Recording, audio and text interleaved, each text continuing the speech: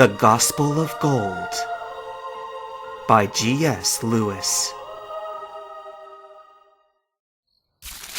The snapping of a twig jerked Gold from his sleep. The others had gone to their tents after his story, while he remained propped against his tree trunk. It wasn't very comfortable, but he drifted off almost immediately after his fatiguing day. Now that he was awake, he momentarily registered that a towel had been placed over him by someone. A second later, he was distracted by a low and deep snuffling sound coming from his left. Fear snatched his heart like a clenched fist, and he hardly dared to turn his head to look to the dying fire. The small blue totodile lay on the ground, snoring rhythmically and deeply, dead to the world. Next to it, however, loomed a much larger shape, whose features were almost completely obscured by the darkness, but somewhat visible in the dim firelight. It hunched down and pawed at something, then picked it up and turned its body slightly. Then it started lumbering in Gold's direction, carrying whatever it had found in its mouth. Gold tensed and froze, holding his breath and willing his terrified heartbeat to slow. He watched in trepidation as the thing went straight past him on its way out of the camp. He could hear its claws squish into the still moist ground, and its musty odor and heavy panting left little doubt in his mind as to what it was.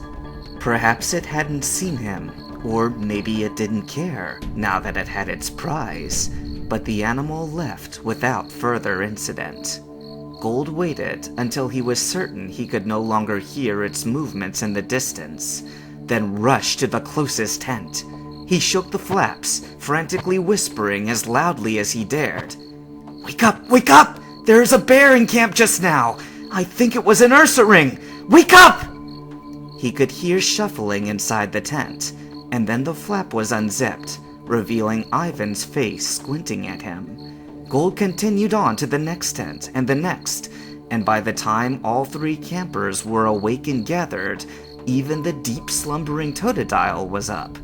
Ponytail's Cyndaquil revived the fire, while Todd, the tall boy, looked around. As soon as the fire was bright enough, his eyes widened in recognition of something, and he turned an accusatory glare on Gold. "Our food sack's gone. You just let that thing run off with it, and now we haven't got anything to eat!" Gold felt his jaw drop in disbelief of what he was hearing.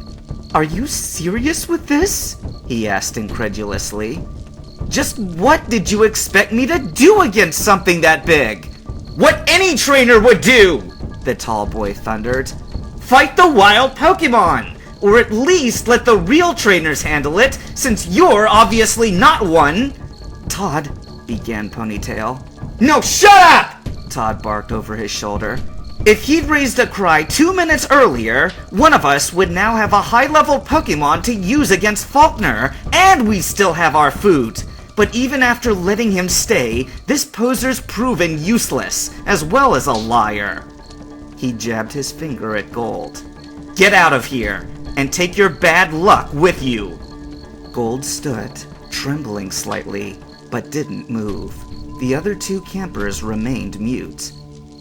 "But," he persisted, his throat choked, "that Ursaring's still out there." "And my Totodile's right here." Todd indicated to his blue crocodile Pokemon with a thumb, and it bared its teeth at Gold.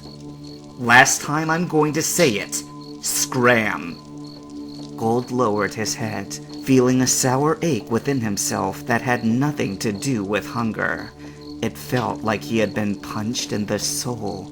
Without another word, he passed through the middle of the three campers as they watched him, pausing only long enough to hold out his towel. Ponytail silently accepted it. Once he was beyond their firelight, the tears came. Gold wept at the hardness of his treatment, and wondered where he had gone wrong to deserve his fate. What might he have said or done differently to avoid being cast out? "You could have told the truth," came a subtle answer, whose origin seemed to come from his own mind. He wasn't sure. "But I did tell the truth," he fought back, his self-pity replaced by a surge of indignation. "I told the whole truth, even when it sounded like lies!" "Hi, my name's Gold. I'm a Pokemon trainer," came the counterthought, almost mockingly. "Those were the first two things out of your mouth, and they are nothing but presumptuous fancies. Your name is not Gold, and you have never trained a Pokemon in your life." "I am Gold!"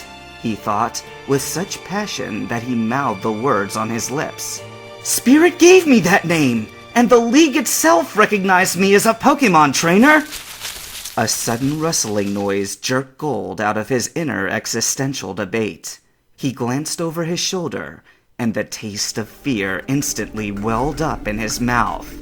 The ground behind him was shifting and writhing with the bodies of approaching bug-type Pokemon.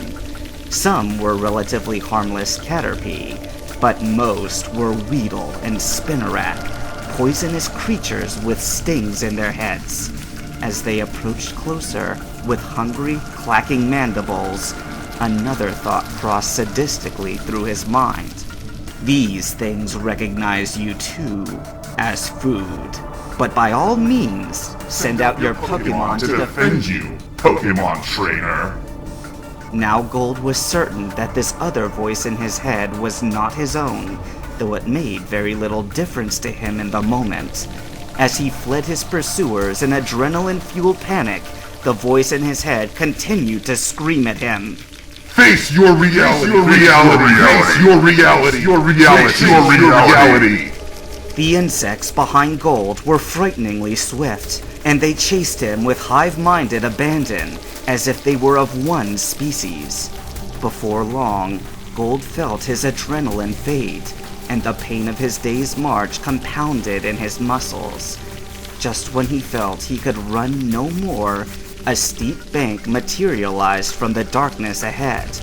At the speed he was going, Gold could not have stopped if he wanted to, and he plunged down the muddy incline, hands over feet. He continued to roll dizzily, until his back struck against what felt like the bark of a tree. There he lay, caked in grime, out of breath, and out of hope.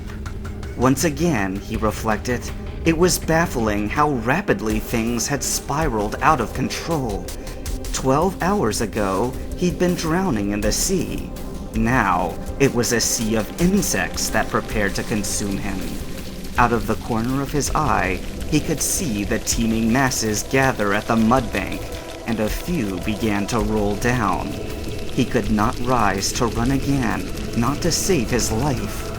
In a few seconds, it would be over. But as his vision faded once more, he fancied that he heard a familiar voice, one that he had almost immediately come to love. It filled the air, distant yet close, terrible yet beautiful. "Disperse! Return to your homes in the earth! This one is mine, set aside for things still to come. Go, now!" It was the last thing he heard. In spite of everything, he couldn't help but feel exceedingly joyful.